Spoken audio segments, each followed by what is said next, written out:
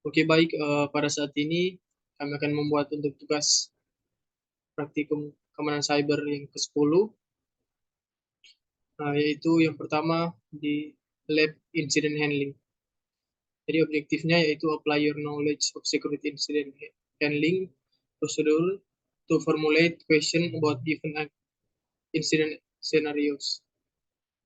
Jadi langsung saja pada skenario yang pertama, yaitu worm and distributed denial of service atau DDoS agent infestation.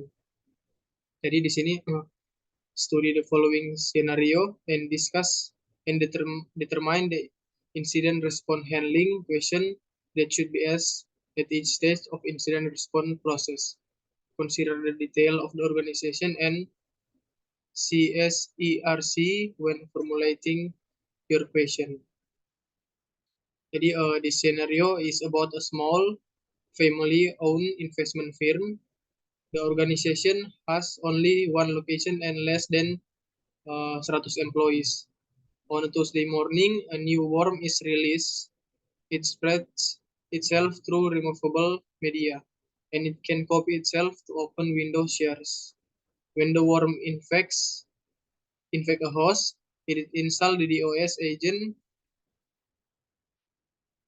and it was several hours after the worm started to spread before antivirus signatures became available. The organization had already incurred widespread infection. The investment firm has hired a small team of security experts who often use the diamond model of security incident handling. Jadi seperti yang dibilang pada objektif tadi, untuk membuat pertanyaan, formulate question about given incident scenario. Jadi untuk yang pertama yaitu preparation, dan sini berdasarkan tim operasi keamanan cyber, contoh pertanyaannya yaitu yang pertama, apakah organisasi akan menganggap aktivitas ini sebagai sebuah insiden? Dan jika iya, kebijakan organisasi manakah yang dilanggar oleh aktivitas ini? Dan selanjutnya, pertanyaan preparation yang kedua, langkah-langkah apa yang diambil untuk mencegah kejadian seperti ini terulang kembali, atau untuk membatasi dampaknya? Dan selanjutnya kita masuk pada pertanyaan detection and analysis. Jadi yang pertama, jika ada pemicu insiden apa yang dapat dideteksi oleh organisasi? Apakah ada faktor pemicu yang menyebabkan organisasi mengambil tindakan sebelum insiden terjadi? Dan yang kedua, indikator insiden apa yang dapat dideteksi oleh organisasi? Indikator manakah yang menyebabkan seseorang berpikir bahwa suatu insiden mungkin telah terjadi? Lalu pertanyaan yang ketiga, alat tambahan apa yang mungkin untuk mendeteksi kejadian khusus ini? Dan bagaimana tim memprioritaskan penanganan kejadian ini?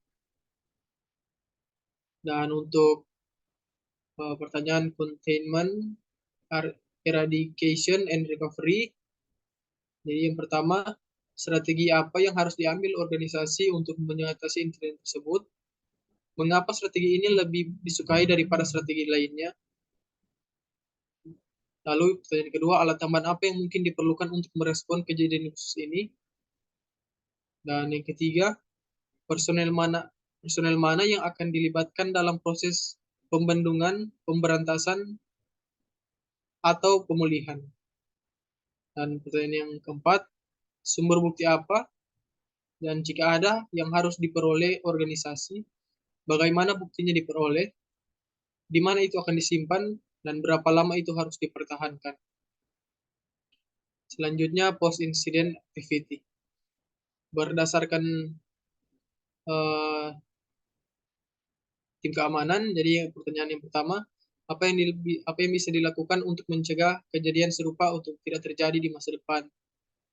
Dan pertanyaan kedua, apa yang dapat dilakukan untuk meningkatkan deteksi insiden serupa? Dan mungkin itu dari pertanyaan-pertanyaan untuk skenario yang pertama. Kita lanjut pada skenario yang kedua, yaitu sini the scenario is about a mid-sized hospital with multiple satellite office and medical service. The organization has dozens of locations employing more than 5,000 employees because of the size of the organization. They have adopted a CSIRC model with distributed incident response team. They also have a coordinating team that watch over the CS, CESRTS and help them to communicate with each other. On a Wednesday evening, the organization's physical security team received a call from a payroll administrator who saw an unknown person leave her office, run down the hallway, and exit the building.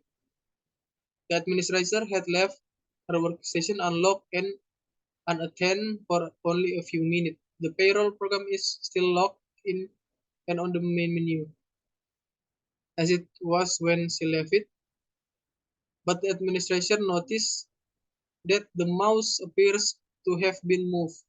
The incident response team has been asked to acquire evidence related to the incident and to determine what victims were performed. The security teams practice the kill chain model and they understand how to use the Ferris database for an extra layer of protection. They have partially outsourced staffing to an MSP for 24/7 monitoring. Jadi untuk skenario yang kedua yang ini, yaitu unauthorized access to payroll record, akan dijawab oleh teman kelompok saya. Dipersilakan. Oke, untuk persiapannya ini berdasarkan tim operasi keamanan cyber. Contohnya ini ada pertanyaan, apakah organisasi akan menganggap aktivitas ini sebagai sebuah insiden? Jika ya, kebijakan organisasi manakah yang dilanggar oleh aktivitas ini? Juga ada langkah-langkah apa yang diambil untuk mencegah terjadinya insiden seperti ini atau membatasi dampaknya, termasuk pada deteksi dan analisis.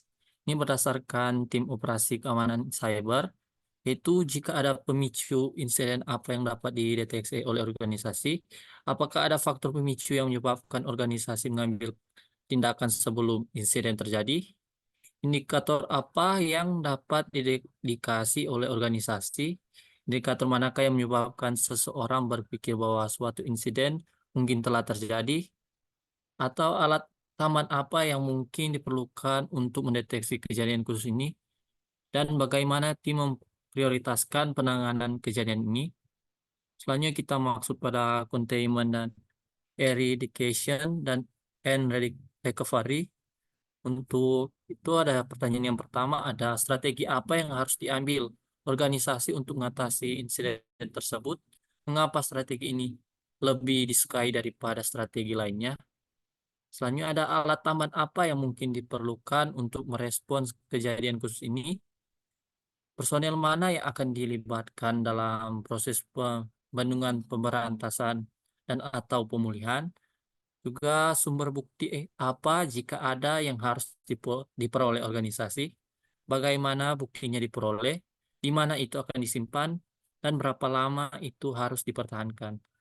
Selanjutnya untuk pertanyaan untuk post incident activity, yang pertama itu ada apa yang bisa dilakukan untuk mencegah kejadian serupa yang terjadi di masa depan. Yang kedua, apa yang dapat dilakukan untuk meningkatkan deteksi insiden serupa. Oke, baik. Mungkin itu saja dari pembahasan untuk tugas 10 dari kelompok kami, dan terima kasih.